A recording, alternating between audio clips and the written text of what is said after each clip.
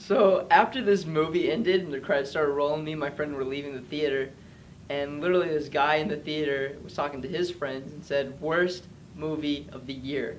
Clearly he didn't see this shit. Murder on the Orient Express is directed by Kenneth Branagh, and is also starring Kenneth Branagh. I don't know how to pronounce his last name. But anyways, so Kenneth Branagh is a world-famous detective. He gets stuck on a train called the Orient Express full of strangers. A murder happens. Now this whole movie is basically a game of Clue. Who killed the victim?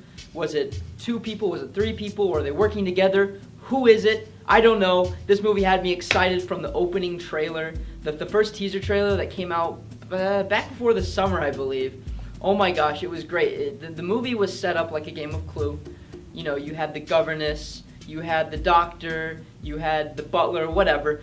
It looked really good, and it had an amazing cast. So before I get into the cast, I just gotta talk about Kenneth Branagh. Man, this might, kind of show how old I am or how young I am. But the first movie I ever saw him in was Harry Potter and the Chamber of Secrets. And then, I've seen him in movies like Hamlet. He did a Frankenstein movie with Robert De Niro.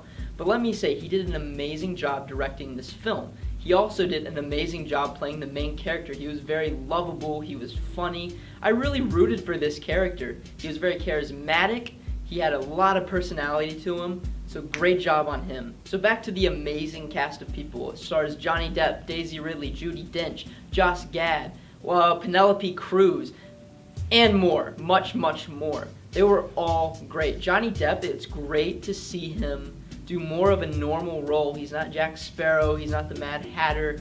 Just a normal role.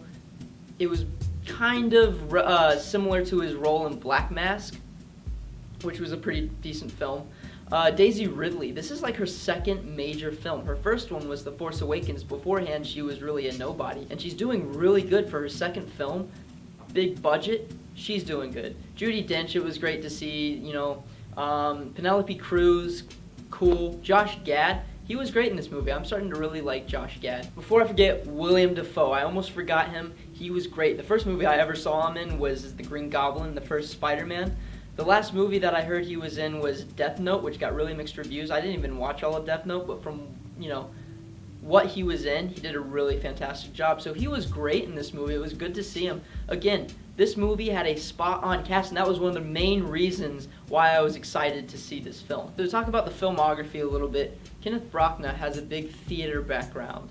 So a lot of this movie felt like it was kind of like a theater piece. There'd be these long, ongoing takes where people would have long dialogues, and it just seemed like you were actually watching a play. The way he filmed, with different angles, there were several angles in this movie when they were in the Orient Express where the camera would be right above them the entire time, right above them, and you didn't see their face expressions. You would just look down on them, and they would do like maybe a 2-minute long one big take. And it would look like it was actually a play, like they really rehearsed. There were just really cool camera angles, the way they used the camera, spot on. The visual effects looked great. Just the mountains, it didn't really look fake. It didn't look like fake CGI. It was great CGI. So, filmography, spot on. Negatives, I can't think about negatives for this movie. What do you think? Negatives? You're useless. If I had to think about a negative for this movie, I felt like sometimes we weren't really on board, no pun intended,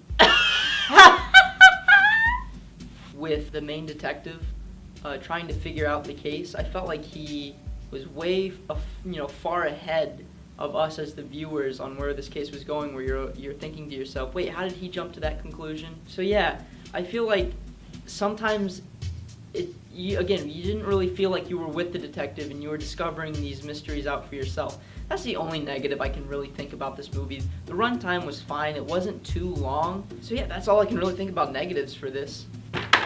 So my verdict on the Polar Express. No, why'd you do that? Just joking. So my final verdict on Murder on the Orient Express is a 4 out of 5 stars. I didn't even need to pay for my whole seat because I was on the edge the entire time. It was great, it was fun, good detective work. If you like mystery films, go see this movie. 4 out of 5. I don't know what that one guy was complaining about when we were leaving, said it was the worst film of the year. I'm not sure what he meant by that, but he clearly didn't see The Snowman. Spoilers, if you have not seen this movie and you don't want to get ruined for you, I suggest you end the video here. So spoilers, here we go, 3, 2, 1.